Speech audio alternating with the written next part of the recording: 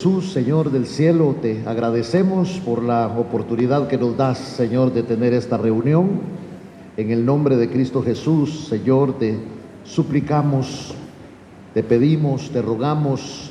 Mira las manos que se levantan, Señor, clamando una petición a ti, oh Dios del cielo, y en el nombre de Jesucristo, Señor, dejamos este pedido, Señor, en buenas manos, y sabemos que pronto vendrá la respuesta.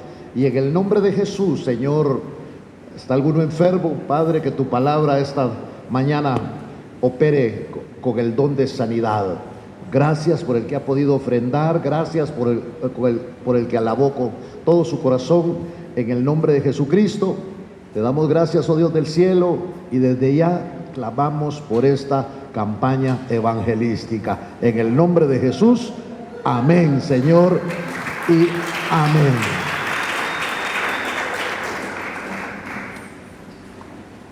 Tomemos nuestra Biblia y busquemos el segundo libro de las Crónicas. Miren que ya vienen peticiones, ¿verdad? Qué bueno. Segundo libro de las Crónicas, capítulo número 28.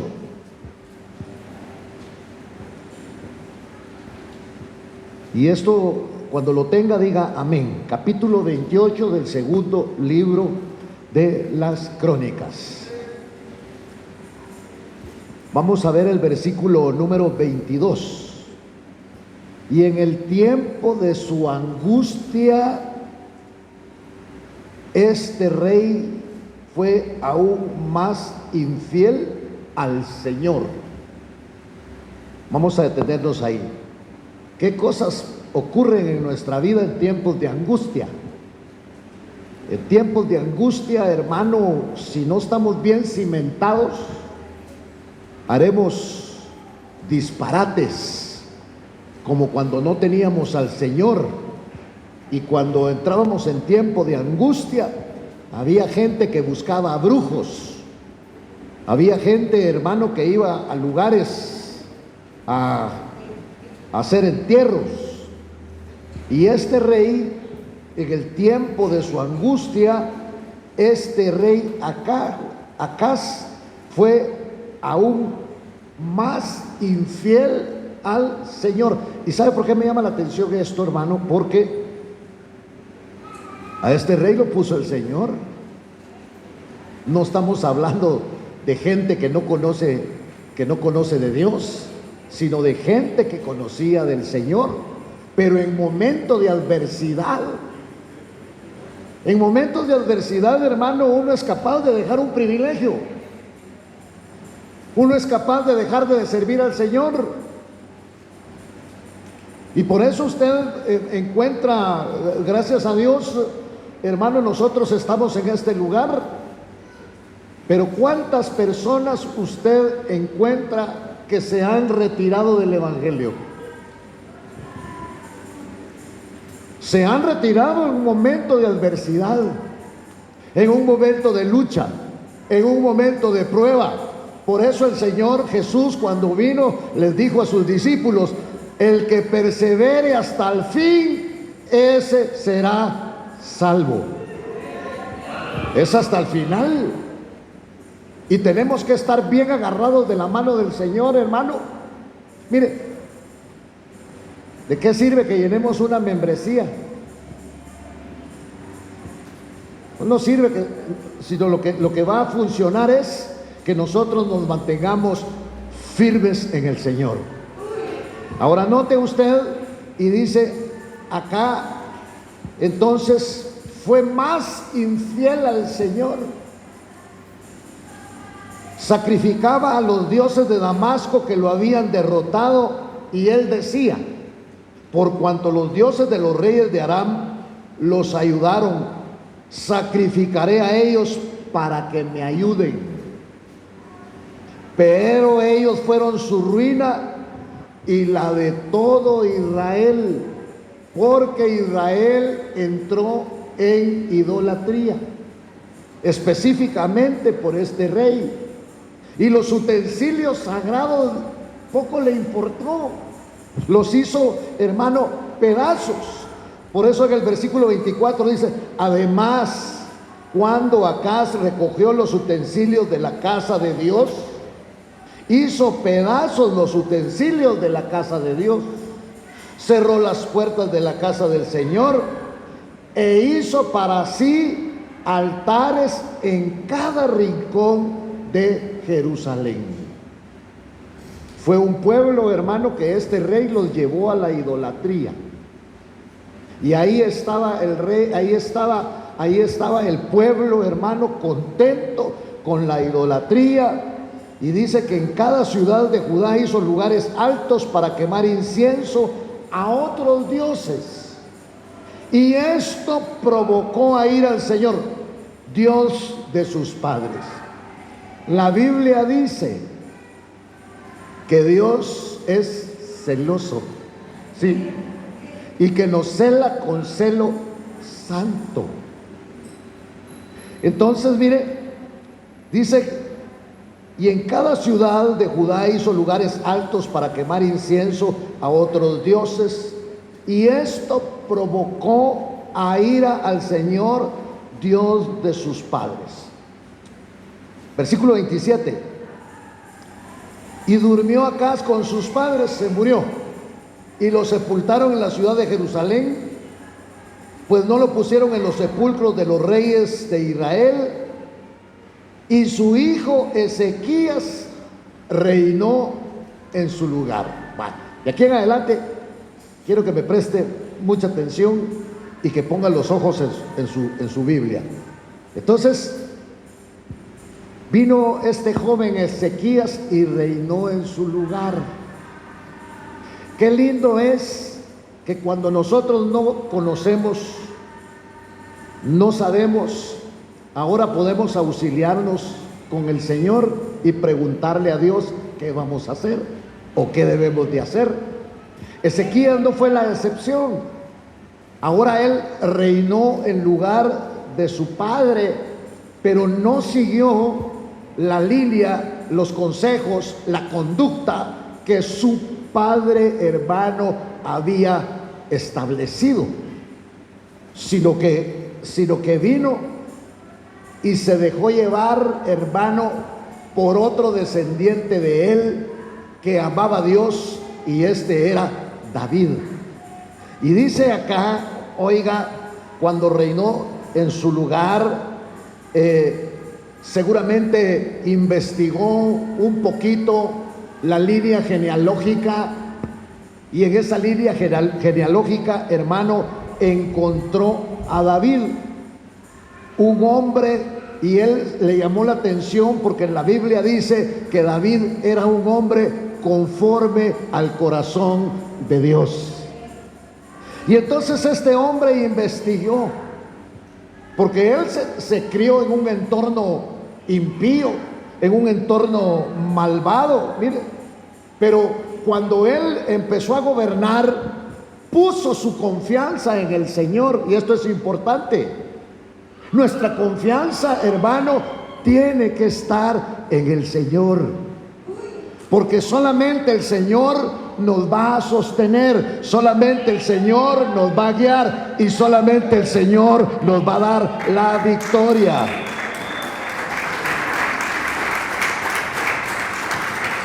Y entonces, porque hoy en día, como cristianos, a veces abrazamos mucho las cosas, hermano, las cosas del mundo, y esto provoca tibieza, y esto provoca pereza espiritual, provoca mundanalidad. Y nosotros tenemos, hermano, ejemplos maravillosos aquí en la palabra del Señor, en la Biblia, donde hay hombres, hermano, que realmente les estuvieron haciendo ofrecimientos, que tuvieron la oportunidad de enriquecerse, pero prefirieron seguir el nombre del Señor, prefirieron ser honestos y prefirieron ser, hermano, leales al Señor, como por ejemplo Moisés. Bueno, entonces viene aquí y dice en el capítulo 29, Y Ezequías comenzó a reinar cuando tenía 25 años y reinó 29 años en Jerusalén, y el nombre de su madre era Abías, hija de Zacarías. Pero este hombre, hermano,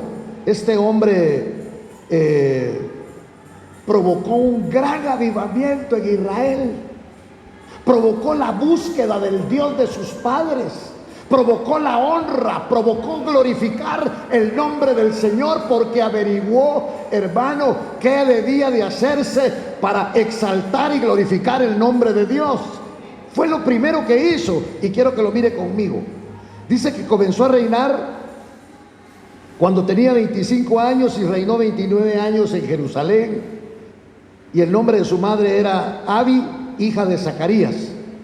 Pero vean el versículo 2: e hizo lo recto ante los ojos del Señor, conforme a todo lo que su padre David había hecho. Obedeció a Dios como lo había hecho David.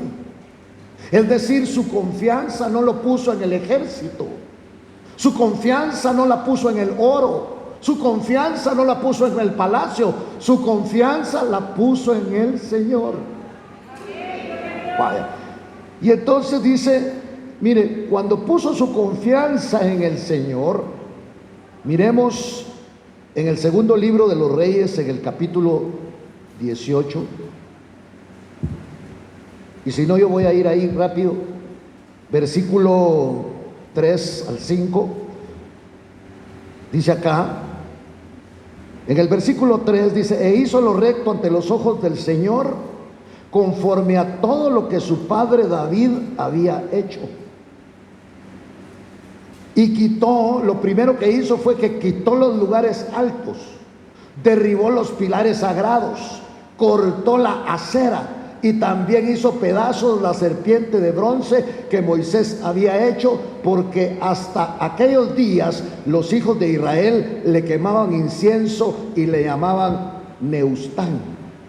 Confió en el Señor Dios de Israel, y después de él no hubo ninguno como él entre todos los reyes de Judá, ni entre los que fueron antes que él, porque se apegó al Señor, no se apartó de él, sino que guardó los mandamientos que el Señor había ordenado a Moisés. Porque nosotros conocemos en la palabra cuando dice que Dios honra a quien le honra, y este rey honró al Señor. Ahora este hombre investigó, seguramente le llamó la atención por qué David reinó 40 años, por qué el reino de David fue un reino teocrático y salía a batallas y ganaba y peleaba contra gigantes y Dios le daba la victoria, porque su corazón estuvo apegado al Señor. Entonces investigó, y cuando investigó, este hombre, hermano, quiso ser igual a David y puso su confianza en Dios y se consagró y obedeció a la palabra del Señor. Bueno, volvemos a donde estábamos.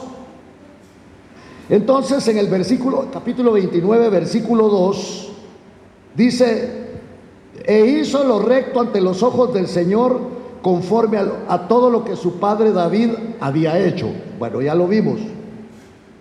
En el primer año de su reinado, en el mes primero, mire lo primerito que hizo este hombre: abrió las puertas de la casa del Señor y las reparó. Esto se llama restauración.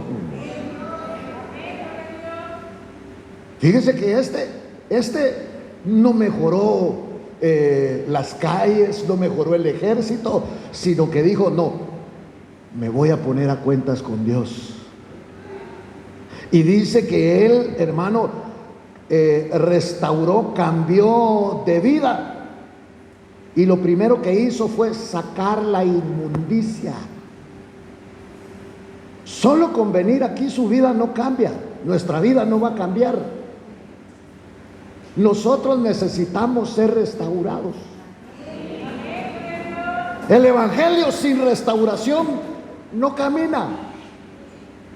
Pero la restauración es como cuando nosotros vamos al médico porque nos sentimos enfermos y entonces al médico le decimos nosotros qué síntomas tenemos. Nos hace un examen. A veces toca algunas partes de nuestro cuerpo. Pues la restauración no es automática. La restauración va a venir cuando nosotros denunciamos verdaderamente, hermano, lo que está pasando. Entonces viene la restauración, porque todo aquello que no servía, todo aquello que es inmundo, lo saca el Señor, raspa las paredes y empieza una nueva vida en el creyente. Bendito el nombre del Señor. Entonces, oiga, dice, abrió las puertas de la casa del Señor y las reparó. Eso significa que las restauró. ¿Qué significa restaurar?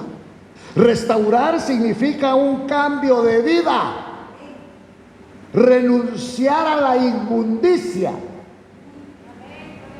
Y en nosotros se mueve inmundicia. Todavía estamos en la tierra.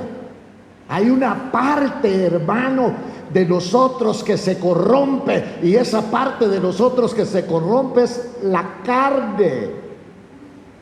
Y entonces este hombre lo primero que hizo fue que no mejoró la condición material de su reino, sino que restaurar, hermano, restaurador de la vida espiritual. Por ejemplo, restaurar la vida espiritual. Muy bien.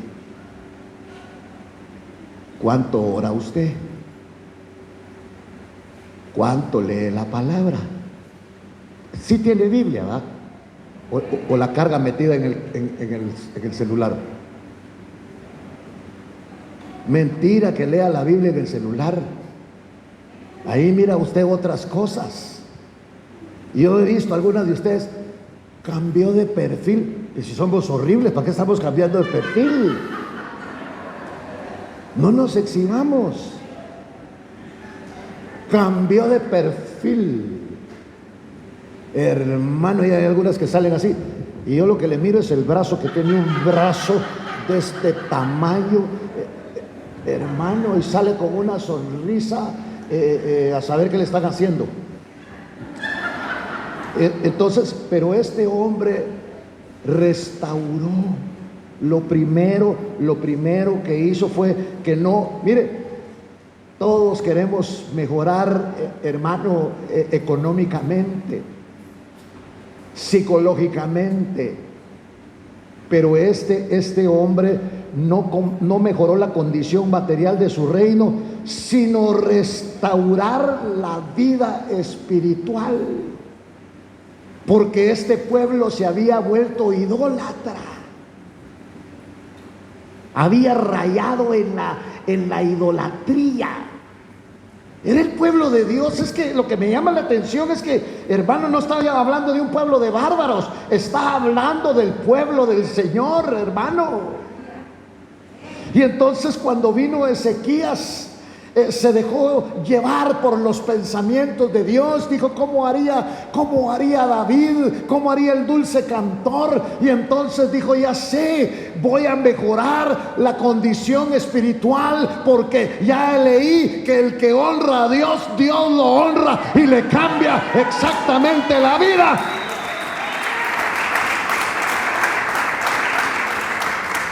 Y entonces no mejoró la condición material, sino que, hermano, sino restaurar la vida espiritual. Y entonces en el primer año de su reinado, versículo 3, en el mes primero, abrió las puertas de la casa del Señor. ¿Y qué más dice? ¿Está leyendo? las reparó. Esto habla de la vida espiritual. Miren, hermano, aquí todos nos miramos bonitos. Saber si oramos, saber si leemos la palabra. A ver cuántos van a leer 5 salmos completos. Se le va a regalar una Biblia. No, hermano, es por nuestra condición espiritual. Entonces, oiga, en el primer año de su reinado, el mes primero, abrió las puertas de la casa del Señor y las reparó. Esto significa restaurar. Esto significa un cambio de vida. Esto significa que sacó la inmundicia que estaba ahí adentro. ¿Y sabe dónde está la inmundicia? Adentro de nosotros. Por eso es que en algunos lugares usted va a encontrar hermanos que fuman, hermanos que toman, hermanos que muchas veces que dicen llamarse hermanos.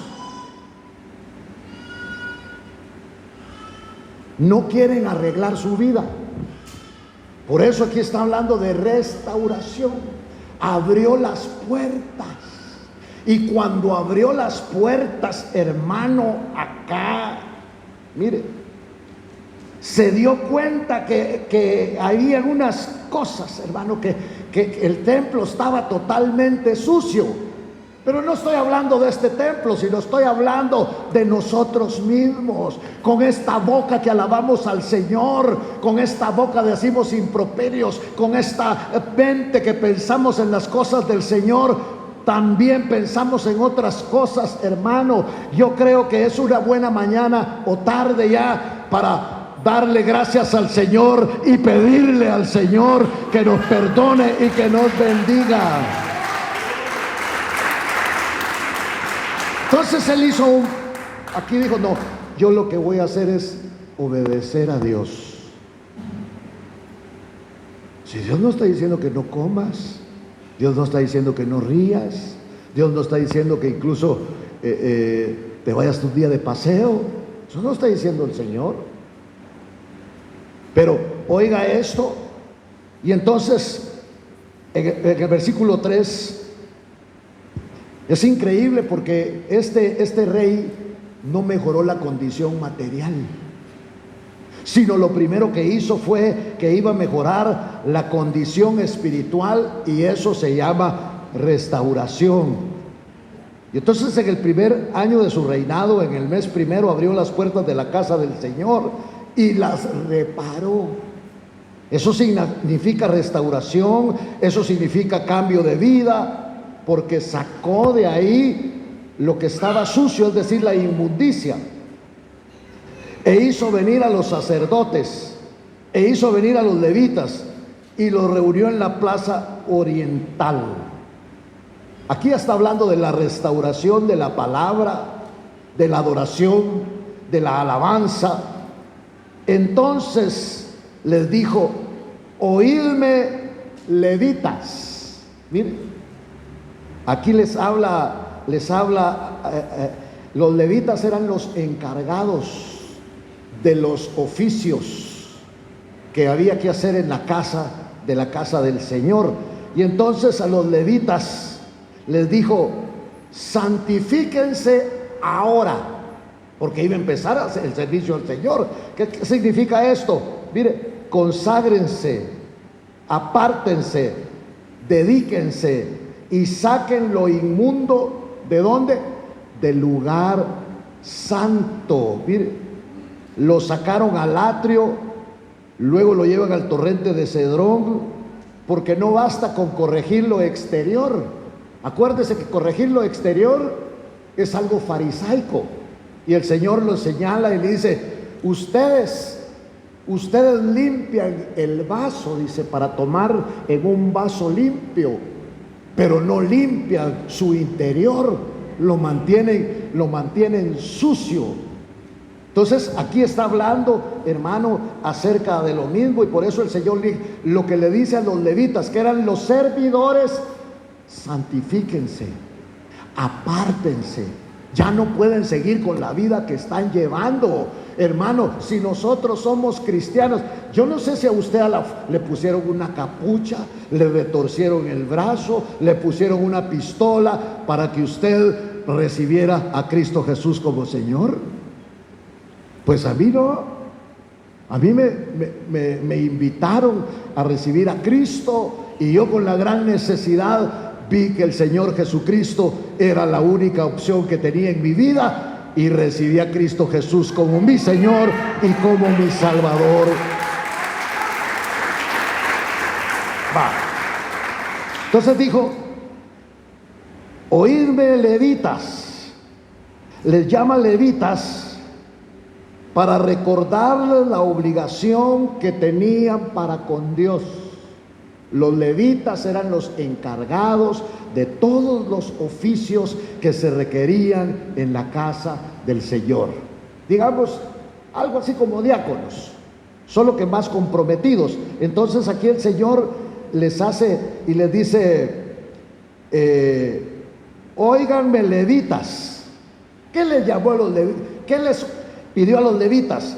Que se santificaran ahora. Santifiquen la casa del Señor de vuestros padres y saquen lo inmundo del lugar santo. Miren, saquen lo inmundo del lugar santo. El lugar santo es donde vive el Señor. El lugar santo es la morada del Espíritu Santo. El lugar santo sucede que somos ahora nosotros, porque ahí vive el Espíritu Santo, y entonces Dios lo que quiere es limpieza. Seguiremos hablando acá. Y entonces dice: porque nuestros padres han sido infieles, es decir, descuidaron y han hecho lo malo ante los ojos de nuestro Dios, le han abandonado, han apartado sus rostros de la morada del Señor y le han vuelto las espaldas. ¿Por qué? Porque acuérdense que leímos unos versículos anteriores donde este rey Acaz los llevó a la idolatría. Y entonces, hermano, el pueblo estaba idólatra, y había que quitarle eso. Y eso no es fácil. Quitar la idolatría no es fácil. Quitar la idolatría, hermano, pero para Dios no hay nada imposible. Y el que empezó la buena obra en nosotros la va a perfeccionar. Aleluya.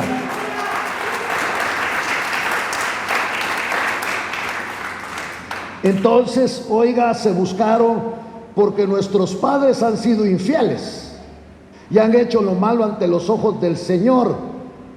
Ellos descuidaron la vida espiritual, le abandonaron, apartaron sus rostros de la morada del Señor y le han vuelto las espaldas. Le han vuelto las espaldas significa que se buscaron otros dioses. También habla aquí: han cerrado las puertas del pórtico. Eso significa dureza de corazón. Y han apagado las lámparas. Mire, no hay aceite. Para que una lámpara esté apagada, le tenían que cortar el suministro de aceite. Y hay un aceite, hermano. Nosotros hoy funcionamos como lámparas, pero debe de haber del aceite de la unción que viene de la presencia del Espíritu Santo, o más bien es el Espíritu Santo en nosotros, alabando y glorificando el nombre del Señor.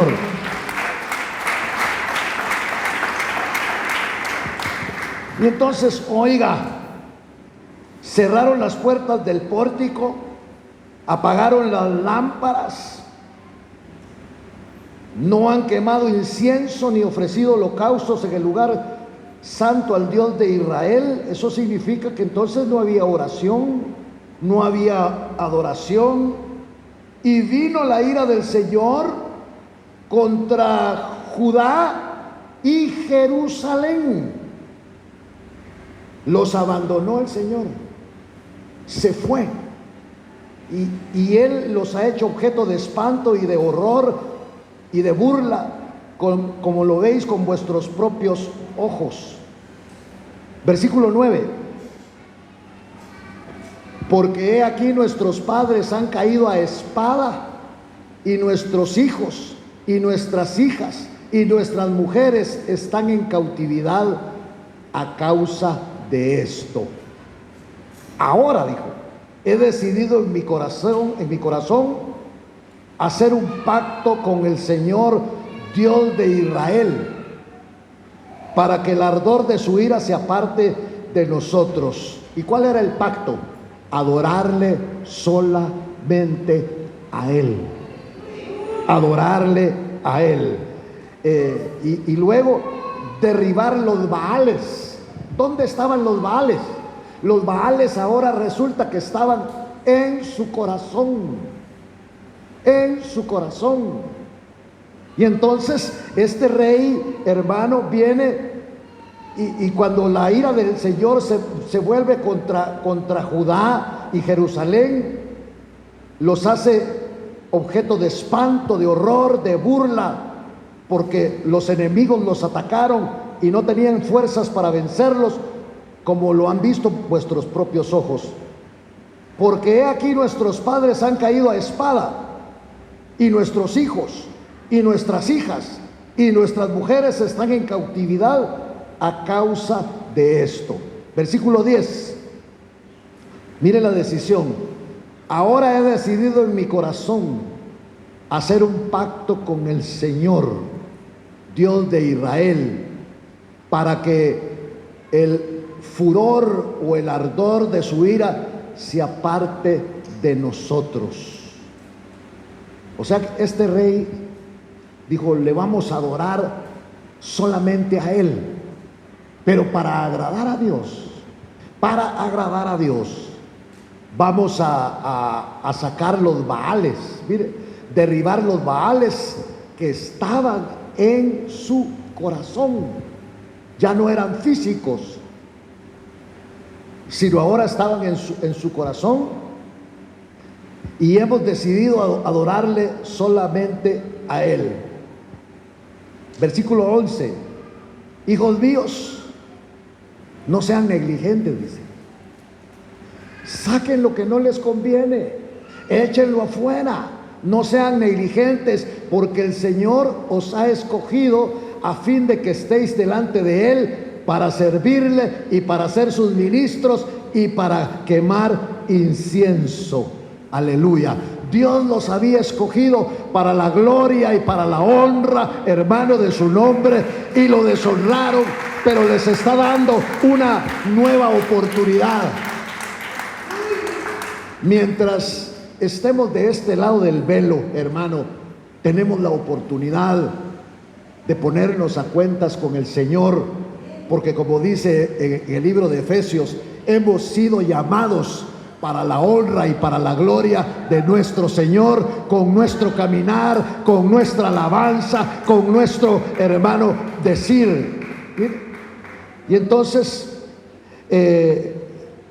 la restauración, este rey se dio cuenta, hermano, y empezó la restauración de la vida espiritual.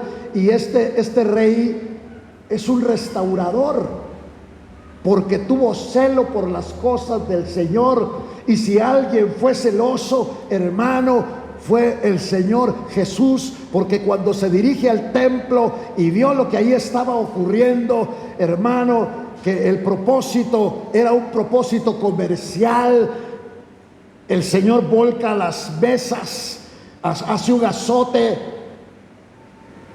y les dice: la casa de mi Padre será llamada casa de oración y no cueva de ladrones. Lo mismo estaba ocurriendo acá. Versículo 15. Estos reunieron a sus hermanos, se santificaron, se limpiaron y entraron para limpiar la casa del Señor conforme al mandamiento del rey, según las palabras del Señor. Mire, sacar la basura que se acumuló mientras estaba estaba cerrada. Hemos acumulado, hermano, a veces mucha basura en nuestro interior, que no hace posible que nosotros adoremos, que no hace posible que nosotros sirvamos con la libertad que Dios te ha dado, que le sirvas. Pero hay que sacar esa basura de la casa del Señor, y la casa del Señor somos nosotros ahora, y hay que sacar todo aquello que nos sirve, hermano, aleluya, que se ha acumulado. Entonces, versículo 16: entraron los sacerdotes al interior de la casa del Señor, los sacerdotes, para limpiarla, y sacaron al atrio de la casa del Señor toda la inmundicia. Mire, ¿dónde estaba esa inmundicia? En el templo del Señor. Entonces los levitas la recogieron para llevarla fuera al torrente de Cedrón. Torrente de Cedrón era donde había fuego. Y entonces comenzaron la santificación el primer día del mes primero. Y al octavo día, porque 8 es número de reinicio, era el reinicio de una vida consagrada, era el reinicio de una vida limpia, era el reinicio de una vida restaurada para servir al Señor. Y entonces dice acá, mire, comenzaron la santificación, versículo 17, el primer día del mes primero. Eso está hablando de una vida nueva. Hoy tenemos la oportunidad, hermano, de limpiarnos para empezar un nuevo caminar con Dios. No importa lo que hiciste ayer, antier, todos estos días, no importa. Hoy el Señor está hablando de restauración. Hoy el Señor está hablando del comienzo de una vida nueva. Ya no dejes que te ensucien tu traje, ya no dejes que te ensucien tus vestiduras, ya no dejes, porque estas vestiduras te sirven para servir al Señor de la gloria que te rescató. Aleluya.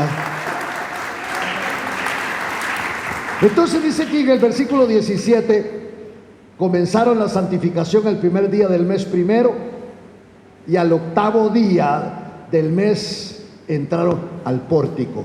8 dijimos que es número de reinicio, al pórtico del Señor. Entonces santificaron la casa del Señor en 8 días y terminaron el día 16 del mes primero.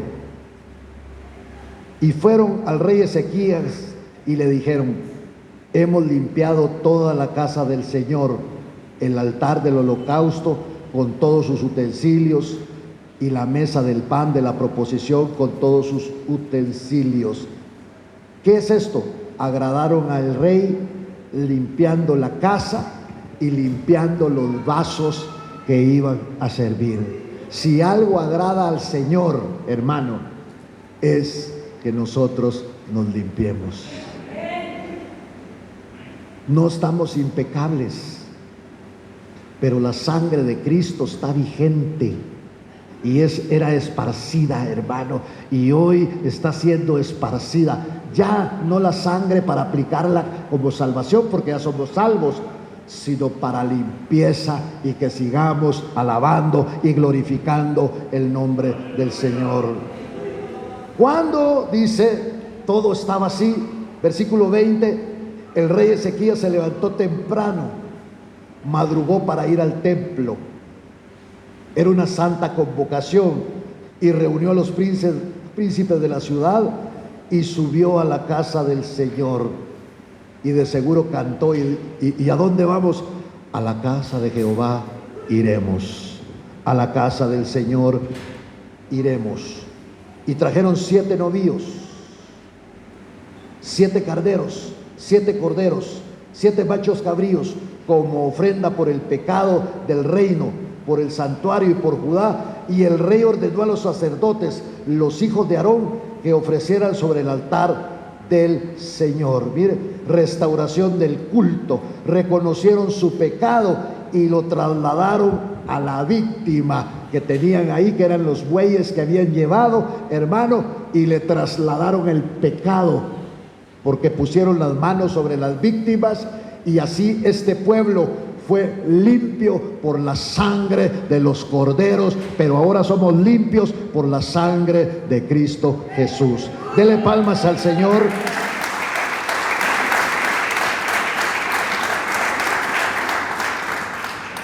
Pero lo primero que hicieron fue reconocer su pecado. Porque en aquel entonces el pecado lo trasladaban a los toros que iban a degollar, y entonces le ponían la mano. Y el pecado se lo trasladaban. Pero Cristo Jesús vino y tomó nuestros pecados y los clavó en la cruz del Calvario, para que tú y yo fuésemos perdonados, y alabemos y glorifiquemos el nombre del Señor. Aleluya.